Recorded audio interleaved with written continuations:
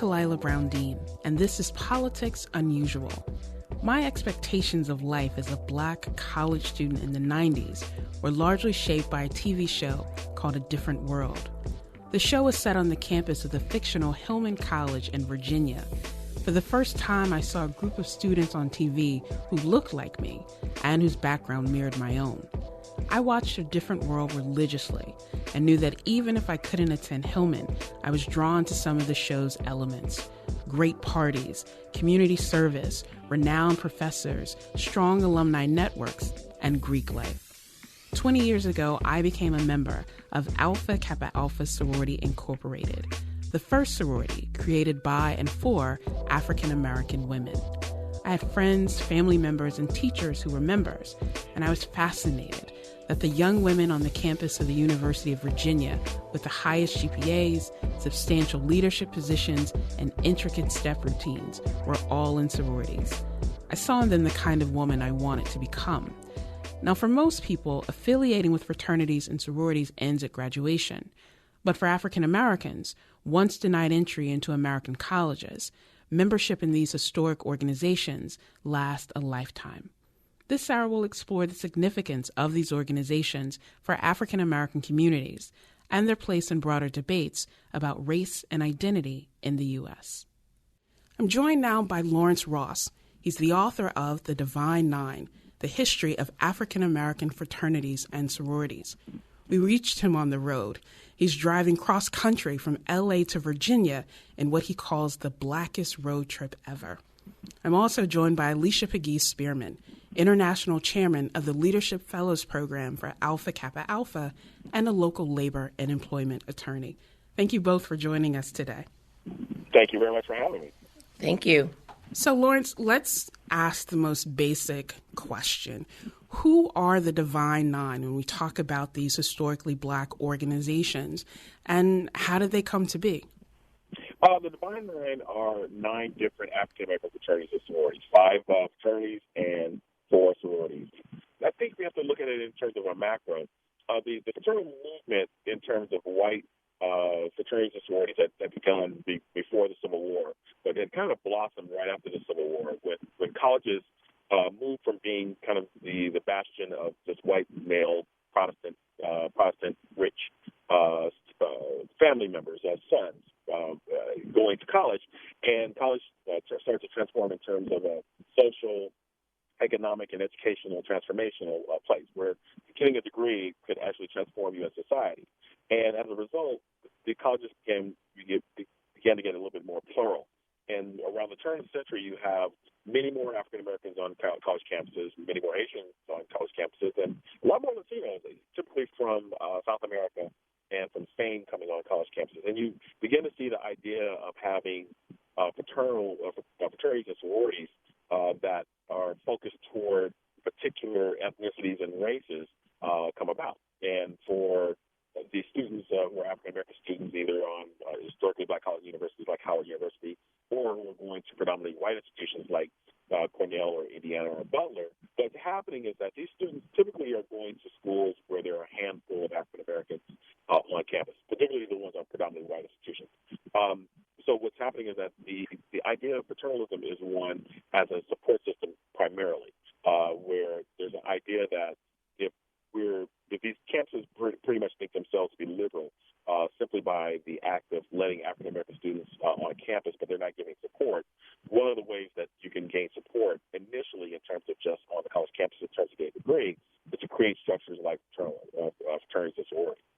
So, Lawrence, a lot of the organizations that you just mentioned were founded at Howard University in Washington, D.C.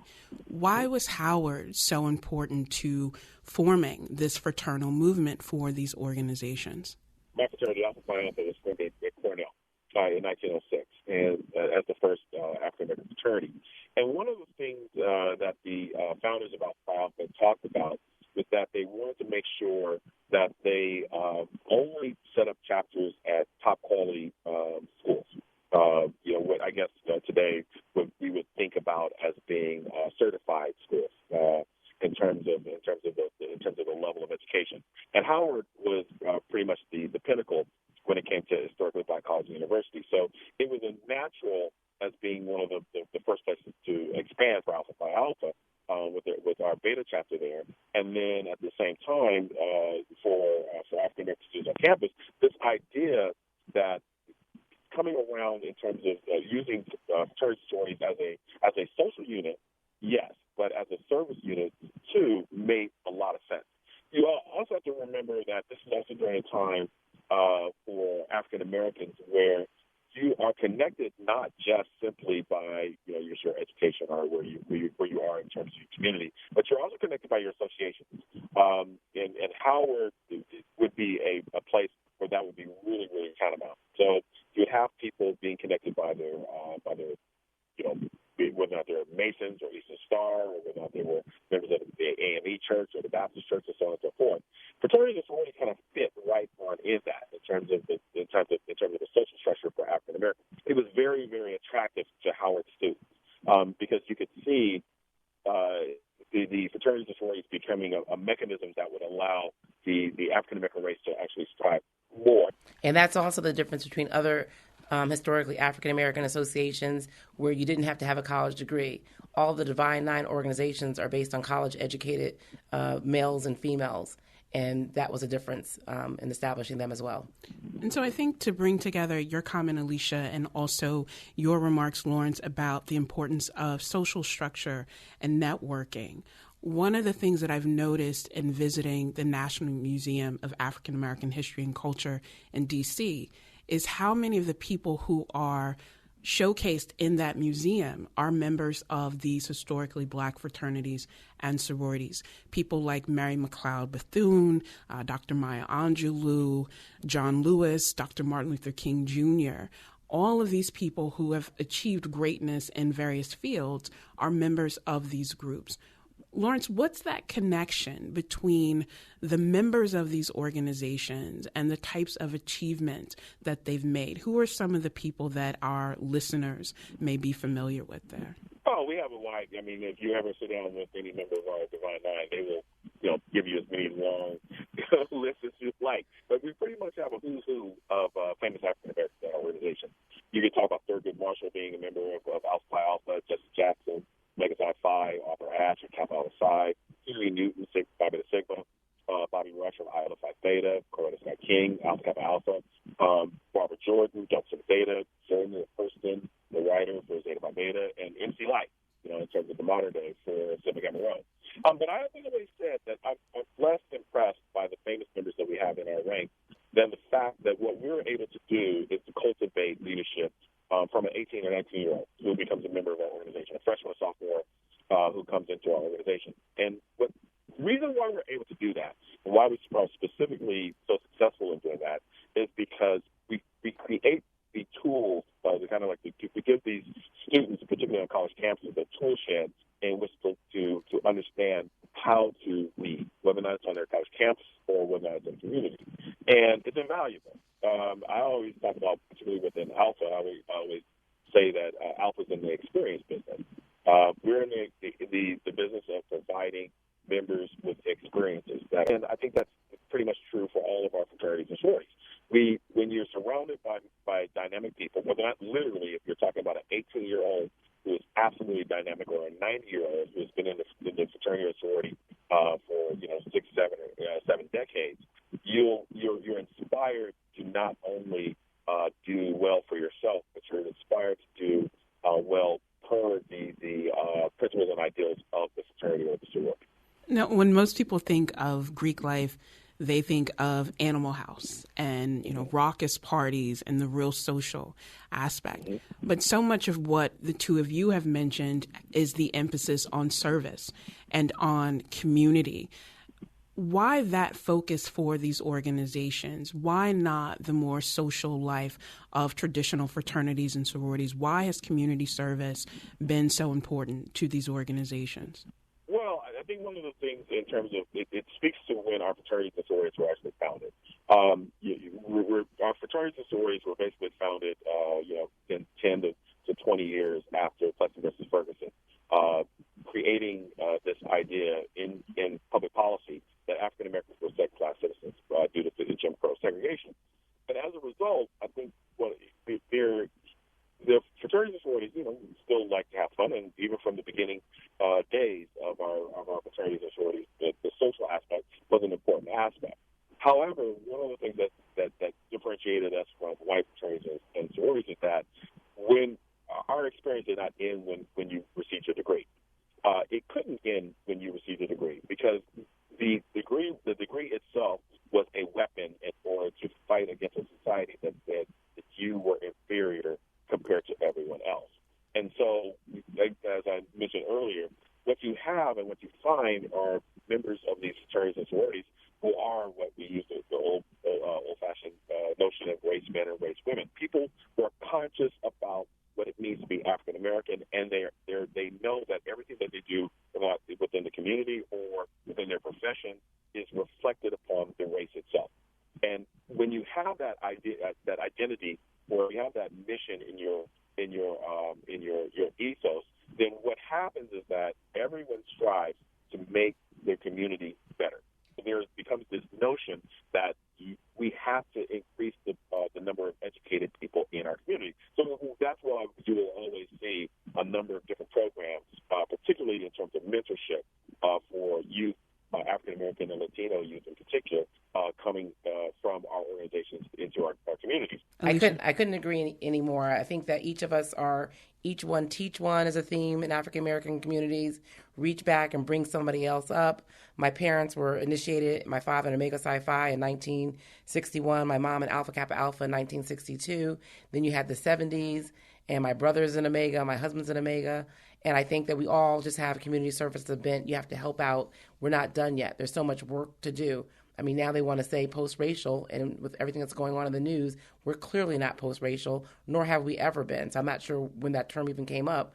But as African Americans, we know there's work in our communities, people who still need to be college educated. There's still first-time generation college students that we're trying to attract and bring to college.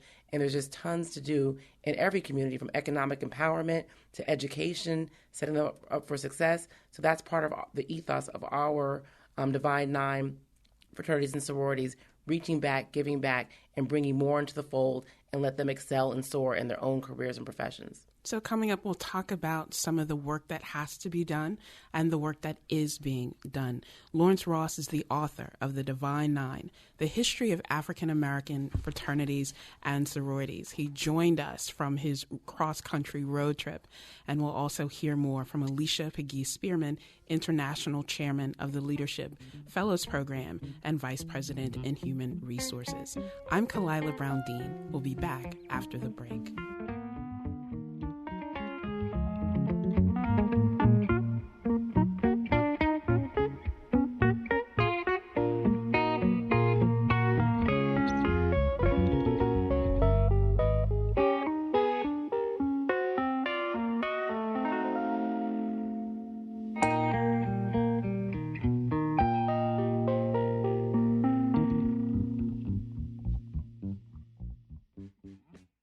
I'm Kalila Brown-Dean, and this is Politics Unusual. Today we're talking about Black sororities and fraternities. One of those Divine Nine organizations is Alpha Kappa Alpha, the oldest Greek-letter Black sorority in the nation. It was founded in 1908 at Howard University. Today there are over 290,000 members in chapters across the world, including Dubai and Tokyo. Now, in the interest of full disclosure, I am a member of this organization and have been since college, and so is my guest. Alicia Pegee-Spearman is International Chairman of the Leadership Fellows Committee for Alpha Kappa Alpha and also a labor and employment attorney. Alicia, thanks for joining us. Thank you for having me. So people may ask, they heard Lawrence talk about the history of these organizations, and we talked about Alpha Kappa Alpha being the first sorority. What is that organization's mission, and how does it fit into the broader role of Divine Nine organizations? Well, I think that Alpha Kappa Alpha is founded on high scholastic achievement and study of African American women, and that our whole tenet is service to all mankind. So we want to make sure that in our communities where we live, where we work, that we're always giving back to our community, addressing community service needs. And I think sororities are very relevant today from numerous perspectives. We need to have more women in electoral positions in the Senate, in the Congress, and local mayoral races. That still needs to exist. We still have very limited women in positions on the C-suite, whether it's CEO, Chief Human Resource Officer, or what have you. And I think that, when you're an organization such as ours, you have a way and an avenue to have a voice, to create creative programs to address whatever your society needs you to address. And that's very important, to have a voice.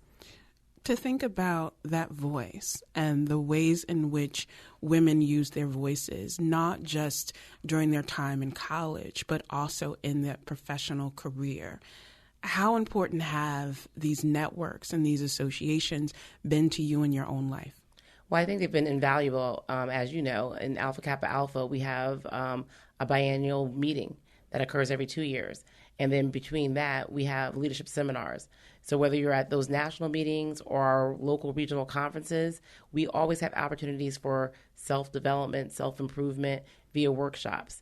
I've conducted some of the workshops, but I've definitely attended lots of the workshops too, because you have some of the top echelon in their field who share their ideas, whether it's about, fundraising, whether it's about how to get to the C-suite, whether it's about self-care through health or mental health issues. There's just so many topics that we can address. And I think that the sorority has allowed me to get exposure, have expertise, have experts teach me on a variety of things. And then you can use those ideas and bring them back to your local chapters in terms of the sorority. But even in your own profession, it just empowers you to maybe speak up and know how to act and deal with a variety of people. Because when you're leading a committee or leading a chapter, you're in a leadership role. The same thing at work, where you have a team of people reporting to you, or you have to interact with peers and colleagues. There's certain ways to get things done. What do they say? It's easier to get something done with honey than vinegar. It's how you say something. It's how you ask for something, not necessarily what you're asking for, but it's how you do it. And I think in the sorority, we have numerous opportunities to learn from different leaders and leadership styles, and that's critically important. One of the things that I think is so important for listeners to think about is the structure of these organizations, that you join at a local chapter level, but you are connected on a regional level to other chapters in your area, nationally and also internationally. So there are multiple ways for people to meet other members, but to really, as you say, sharpen their skills and have an impact on these problems and these issues that their communities face. I want to take a step back, though. Mm-hmm. In terms of developing that voice and being connected, why did you choose to, one, join a sorority, and two, why choose to join Alpha Kappa Alpha? Well, obviously, I grew up, my mother was an AKA, and she was very active, and a lot of our family friends were members of Alpha Kappa Alpha Sorority Incorporated, so I saw strong women who I admired, who had fun, who cried together, laughed together, did great community service projects. They mentored lots of people. As a child, people would come up to my mom, "Do you remember me? I was in your follow-through program. You all mentored me, and I graduated from college," and all those good stories. And then when I got to college, and I went to a predominantly white institution, Wellesley College, and my chapter is Lambda Upsilon, Wellesley, Harvard, and MIT. Some of the women that I saw in college were the leaders on campus. And I went to their community service programs, learned more about it, and then chose for myself that this is a way that I want to give back and have a voice and just be part of a sisterhood that I thought was phenomenal. And it really is different from other organizations because, even if you're at a school and you don't click with people there at your school, we're international. You're going to move around from jobs. You're going to move to Oklahoma. You're going to move to Chicago. But as a member of the Divine Nine, you're not too upset by that because we're worldwide. And you can always find your sorority sisters. And even if you're not in your own sorority, you're going to find a member of another Divine Nine. And we look out for each other. I think that's important to note. You graduated from Wellesley, which is a very esteemed women's college. But you also spent a semester studying at Howard University, which is one of the preeminent historically Black colleges and universities in our country. Did having that connection to the sorority help you navigate those spaces, or did you just see it as, part of who you were as a student exploring opportunities? Well, the reason I went to Howard was because all of my family, my parents and my brother all went to historically Black college and university. And although I got into Howard and FAMU, I loved the women at Wellesley and kind of made the choice to go a different route, but I still wanted to experience what they experienced. And so going to Howard University, there was another member from my chapter at Wellesley who came to Howard with me, and there were other sorority sisters who transferred or were on exchange from Duke University, Stanford University. So yes, definitely already being a member of Alpha Kappa Alpha on a historically black college and university made the entree easier because we wear our colors, our pink and green. We'd have AKA on our jackets or whatever, and people would instantly come up to you, ask you where you're from, and it's other Greek organizations as well. So it was very, I hate to say it, but it's kind of a popularity thing on HBCU too. I mean, everybody knows the different Greek fraternities and sororities, but it was easy just going there coming there, I felt like I was coming home. I mean, that's the first time probably that I talked to professors more than I did at Wellesley and had a real connection. I got to see people who looked like me teaching my classes, and it was just very different experience, and I loved every minute of it. That kind of mentoring seems to be key. Lawrence talked about it a lot, of mentoring young people. But you're now involved in an intergenerational leadership experience of empowering college-age women to go out and make inroads in the business field or in public service. Talk a little bit about the committee that you chair and what you're doing in that realm of empowering young women. Oh my goodness, I love this. We're in our 38th year. Alpha Kappa Alpha has had this Leadership Fellows program for 38 years. And I just finished chairing my third program, and that was in Boston, Massachusetts. And we allow college members of our sorority to apply. Highly selective. We get over hundreds of applications, and we basically choose around 37 applicants. And basically, they have to have a minimum GPA of 3.0. They have to write an essay, sometimes talking about authentic leadership, transformational leadership, multidimensional leadership have been some of the essay questions that we asked. They have to have 3 recommendations from a graduate advisor in the sorority of the chapter that they're in. A university official has to give a recommendation. And then wherever they're doing their community service, they also have to give a recommendation. And then me and my committee, my small committee, we sort through all the applications and select these phenomenal women. And I think what I've realized is, wow, there's so many young women who really don't have people to talk to them about the various things that we address, because it's really a 3-pronged program. We want to make sure that we have leaders that can take our sorority into the next 100+ years, and we want to develop them, let them understand the AKA structure and how they can be leaders. It's personal development. There's issues. There's suicide. There's mental health issues. There's domestic violence issues. There's real issues, real talk that we talk about as well. And then there's the career. We want them to excel in whatever their chosen fields are. So it's just really a phenomenal experience to kind of really change and transform lives. I think one of the other faculty member that came to present and heard us do a workshop on the first 90 days, Impressions Matter, was like, basically you're giving all the secrets I didn't learn until I was 20 years in my career, because we really haven't had traditionally lots of African Americans that sit at the vice president levels or other executive levels, and there's certain things they don't teach you in school. There's book knowledge, but then there's how to navigate when you're in a corporation or you're in your school, politics. How do you have to look? How do you have to dress? There's certain other secrets. What's the difference between a mentor and a sponsor? That's a big difference. So we're focusing now on Alpha Kappa Alpha, but the sort of principles that really bind together all of the Divine Nine sororities are the ideas of sisterhood, scholarship, and service.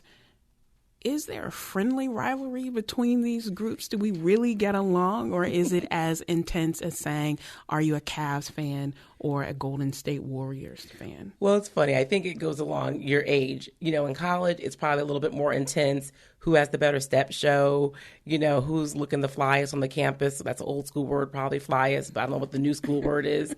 But, it's probably still a friendly rivalry. My best friend in college, her mom was a Delta. She pledged Delta. I pledged AKA. I think we both got teased about it, but we both didn't want to really care. We're both friends, best friends to this day.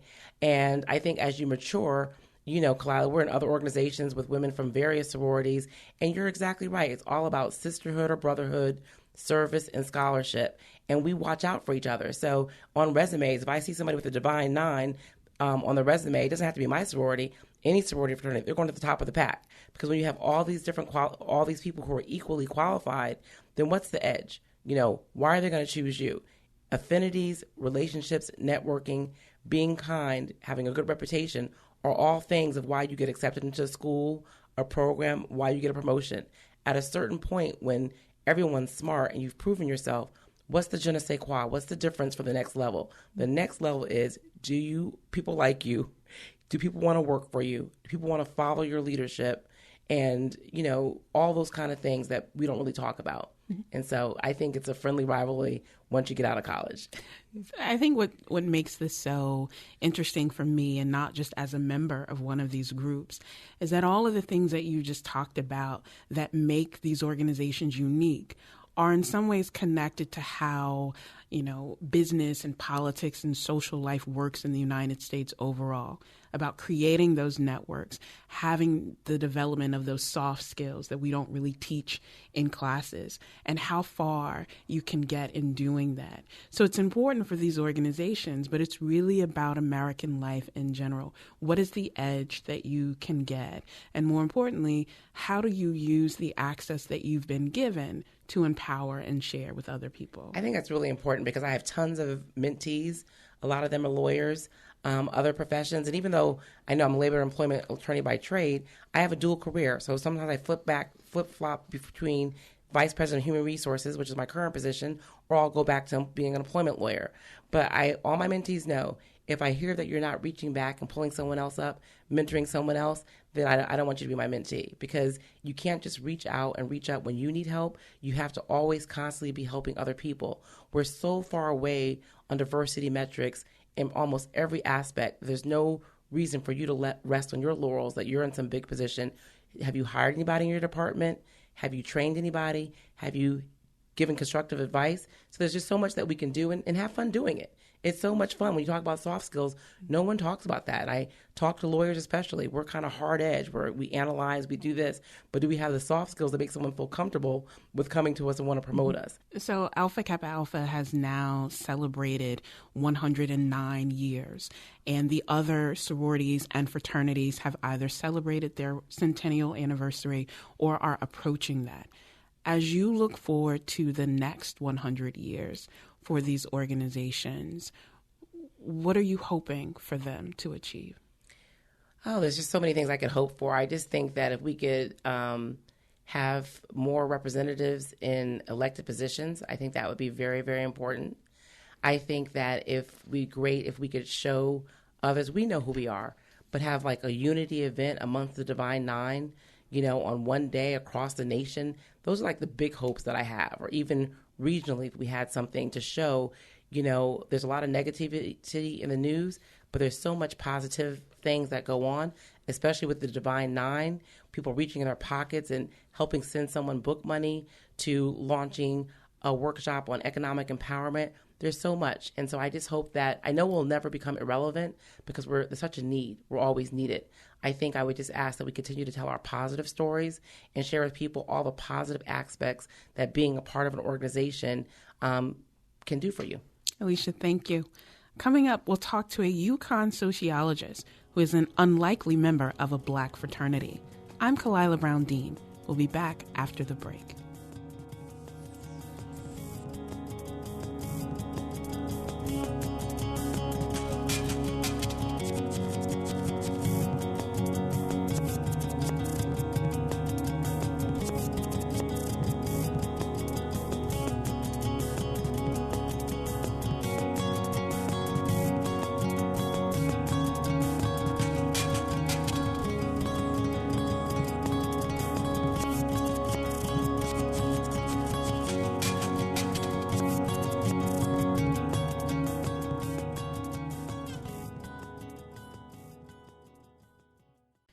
I'm Kalila Brown-Dean, and this is Politics Unusual. Today we're talking about the history and culture of African American sororities and fraternities. I'm joined in studio by Alicia Peggy-Spearman, International Chairman of the Leadership Fellows Committee for Alpha Kappa Alpha.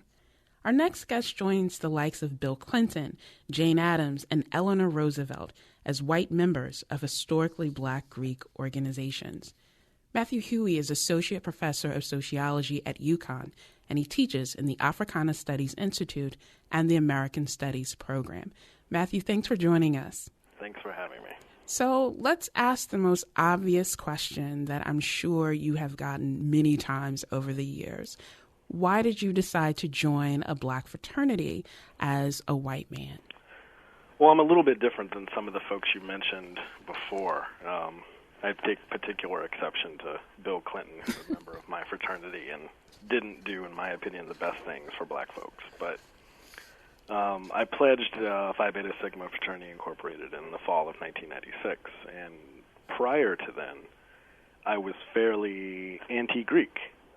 My views of what Greek life were, I think, largely came from mass media, which was dominated by images like Animal House, right, where you have inebriated white guys wearing toga sheets and getting into no good, and I just found this a bit ridiculous, and the proposition that one might pay for their friendships beyond the pale.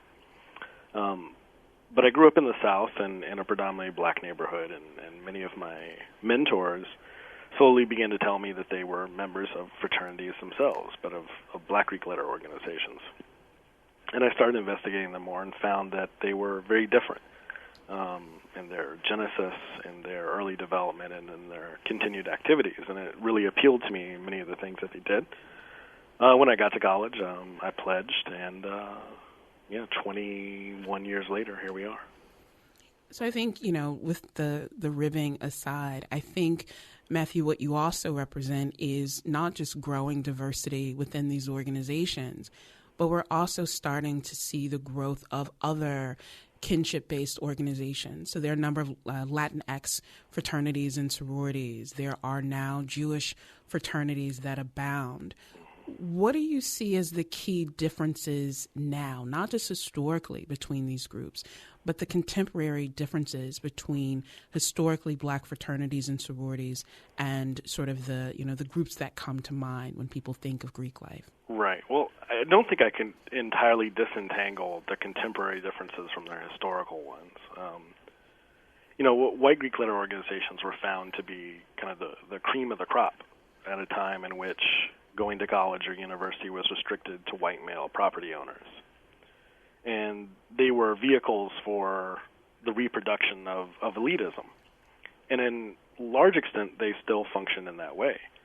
The founding of black fraternities and now, as you mentioned, Latinx and Asian and Jewish and other specialty organizations doesn't come out of that same goal or context. It comes out of one of exclusion, in which these organizations were largely trying to engage in community uplift programs, whether it's civil activism or education, advocating for public policy, engaging in philanthropy or community service or what have you. And that still is a huge difference between these organizations today. It's not to say that traditional white Greek letter organizations don't also do those things, but many of the reasons why people join and stay committed long beyond their college years, which is a key difference between white Greek letter organizations and organizations for people of color, is what we see today as a lifelong commitment that is not simply a social activity but a service endeavor. Matthew, you mentioned this notion of elitism, and so I wanted to bring Alicia into this conversation as well. So to both of you, some people argue that these historically black fraternities and sororities are elitist, that they are only open to college-educated individuals. And because of that, it may become classist, right? You have to have a certain financial cachet in order to attend college in this country. What do you make of those claims that these groups essentially are elitist groups that reinforce privilege within communities of color? Matthew? I mean, there's some truth to that. I think it's unfair to focus simply on Greek letter organizations, and specifically, Greek letter organizations like Black Greek letter organizations or Latinx ones. If we're gonna really pull that apart, I think we have to talk about college and university life in general as being one in the United States as incredibly atypical to the rest of the world, in which we charge and often make the people that are going to college and university that are the most economically vulnerable to go into debt in order to do so, which is, in my opinion, inhumane and immoral and not even pragmatically feasible in the long run for any nation state that wants to develop its own human capital. There is some truth to the elitism charge, but I think a larger picture or better picture, a more objective picture, is to look at all the different activities that these organizations engage in and whether they actively try to develop elitism and exclusion and so forth, or if they're really kind of reaching backward and trying to pull up the communities from whence they come. And these organizations, yes, in some ways, have been and are still to a certain extent elite, but they also in some ways work against that at the same time. So the picture is a lot more complex, and I don't think you can paint it with a single brush. Yeah, I think any organizations have requirements. You have a requirement to get your job. You have to have a bachelor's degree, or you have to have mechanical engineering experience, or whatever you have. I think that once you're in college, there's no discrepancy whether you're from a more economically disadvantaged family, if you have Pell Grants and you're getting Pell Grants and financial aid, or if you're from an elite family where you're paying the full tuition. And many of our members are first-time college attendees. Some of their families have no members of the fraternities in their families. So it really is open. Once you're in college, which I guess obviously the prerequisite, you can join if you have the GPA and if you have the desire to give back and do community service and be of value to people in your community.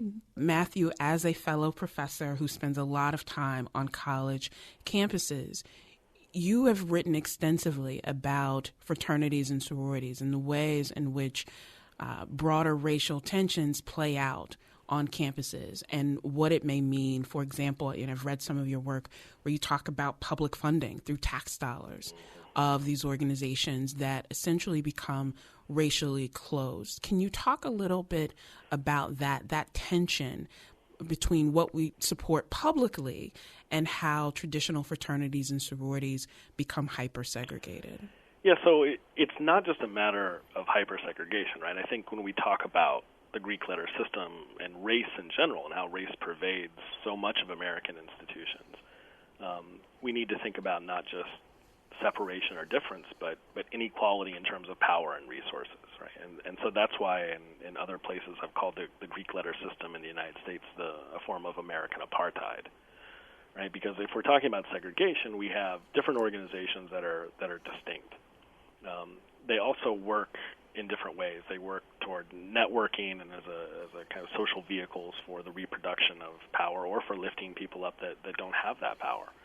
And for white Greek letter organizations, it really reproduces white dominance on campus. And by that I mean several things.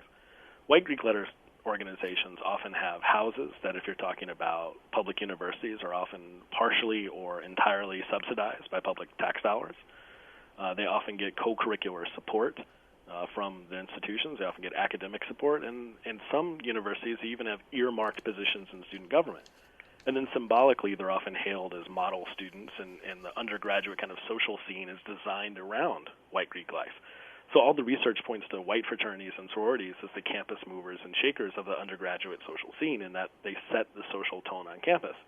Now, those resources and symbolic capital are not often afforded to Black Greek letter organizations. They often don't have the amount of students on campus to then form a large chapter, to then have the financial support to create a house. And if they do have a house, because of racism and discrimination, and we've seen this time and time again, when more than 3 or 4 black men walk around on a college campus together, unless they're part of a sports team, people freak out and think they're a gang. And if you add into that they're wearing the same colors and they're using hand signs and they're doing all that, that often offends a lot of white sensibilities and evokes a kind of prejudice toward them and discrimination that their white counterparts don't have to face. So when we're talking about the Greek letter system in general, race, power, and inequality pervades that system entirely. And it's not just a matter of difference. These organizations are treated differently and they're treated unfairly. We've seen this growing racial tension on campuses across the U.S. at places like Mizzou, Berkeley, Yale, Evergreen State College, and others. And Alicia, recently there were instances at American University in Washington, D.C., where the first African-American student body president was, sort of singled out and threatened, as well as her sorority and her organization. How can these groups help students navigate this racial tension and what seems to be a growing racial divide in our country? Well, I think any Divine Nine organization can have workshops talking about tensions, talking about perceptions, how to deal when you're driving while black and you get stopped. There's a lot of things you can do that way. You can have someone come in and talk about your rights if you're questioned by a professor or if you're questioned by, an officer. So I found that incident really brought home, because when I got back from Howard University on exchange, a friend of mine, a sorority sister, as a matter of fact, ran for president of the Wellesley College Student Government, and I ran for vice president. We did not both expect to win, and we did win. And there was a big uproar, and they wanted a re-election. And so that was really, really harsh. There was a lot of stuff going on campus. Jesse Jackson got involved. And I remember when it came re-election time, all of the Divine Nine from all of Boston, Wells is outside of Boston. They all drove to our campus and stood around with red, black, and green armbands on, and we won the re-election. And so it reminds me that sometimes when you're in power, that was Sora Dumpson is her name. When she won the student government president at American, first time an African-American won, it's just reality. Some people do not want to give power to African Americans, and that's part of what happened. But I think that if you heard her speak at some of the press conference, she was eloquent. We're smart enough. We're not going to shrink back and just take it, without doing anything. And that's why I love the young folks who are involved with different activism roles and speaking up and teaching each other to deal with this, because you can't hide from it. And life is not fair, as I tell my teenager. I tell her racism exists, sexism exists, but you're still going to succeed because you're going to find ways around it. And I think for me, it's better to deal in reality than sugarcoat it and hide her from her. And then she gets to college and experience something and freaks out that she's treated differently. And so that's just the way that I deal with it. I think that our Divine Nine organizations, we have mentors and members, like on the phone, we can all come into our office, talk to us, and we can work through the situation. But I think also, sharing with the campus and school communities, what is white privilege? What is racism? How do you experience it? We live in the same zip code. Why are my friends getting stopped coming to my house, but your friends never get stopped? And I think it's an aha moment for a lot of people who don't have those discussions, because people don't like discussing race in America. It's very uncomfortable. Matthew, how are you seeing that discomfort on campuses? Do you feel that colleges and universities are open and receptive to being challenged on these issues? Or do you feel like the sort of institutional norms and structures sweep things under the rug instead of dealing with them head on? I mean, I think in large part, colleges and universities sweep things under the rug, and many of them are concerned first and foremost with their bottom line. I mean, we know that money matters, but I'm often shocked at the extent in which morals and ethical behavior are sublimated for pursuing money and profit and making sure that there's a lot in the coffers to weather tough times.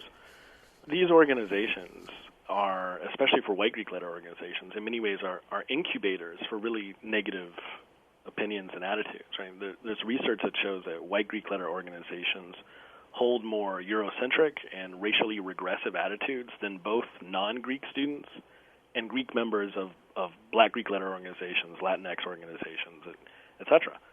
Right? So it's not just a matter, as I was saying before, of separation, but there's a crucial difference in terms of power and inequality and how these organizations are propped up, founded, and then engaged with the university. Right? The fact that they're getting homes and houses and so forth in which they can engage in illicit activity and illicit behavior and so forth is problematic. And universities often know this but turn a blind eye.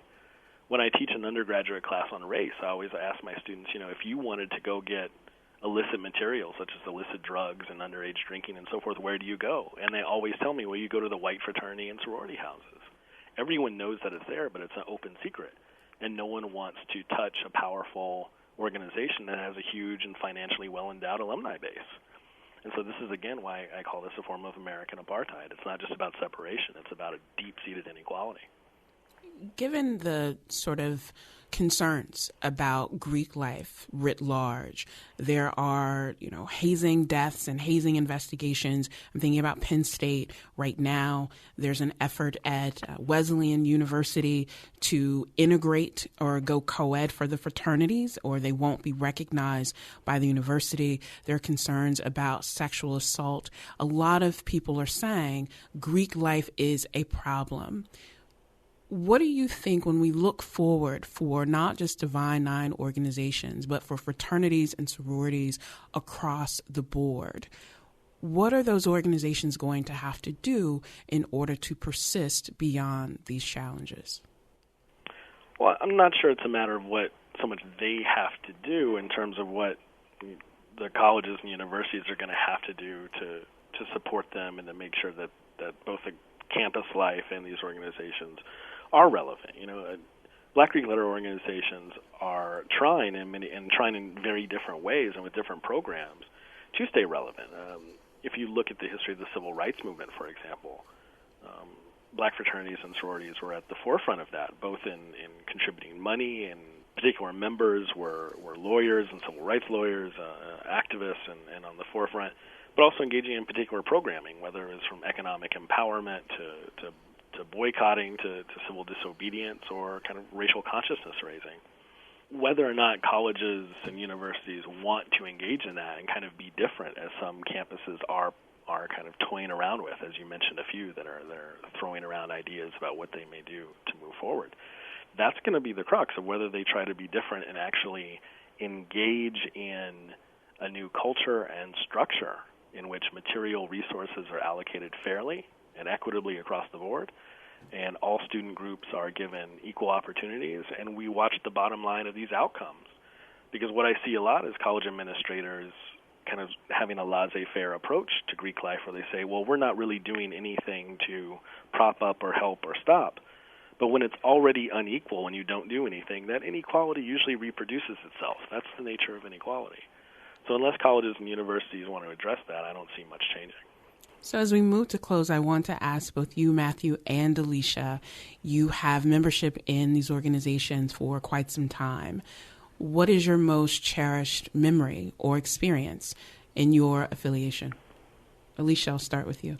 Oh, my goodness. There's just so many good memories. How could I pick one memory?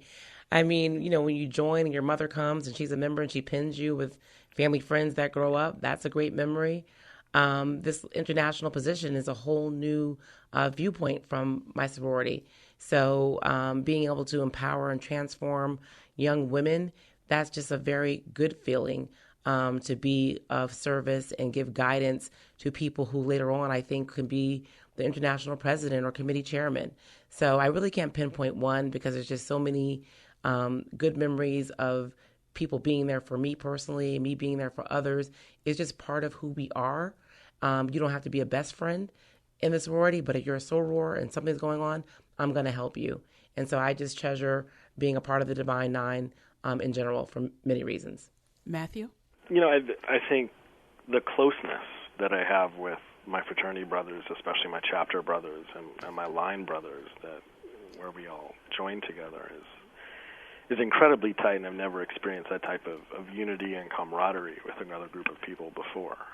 And that's something really special that I think a lot of organizations, regardless of Greek letter life, could learn a lot from African American organizing traditions.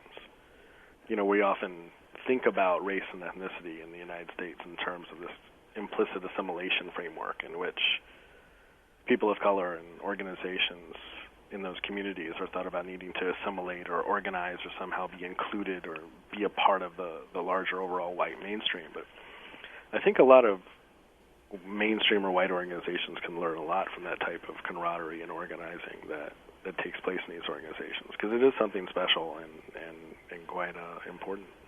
So I'd like to thank my guest, Matthew Huey. He's an associate professor of sociology at UConn, and also Alicia Pegues-Spearman, chairman of the International Leadership Fellows Committee for Alpha Kappa Alpha.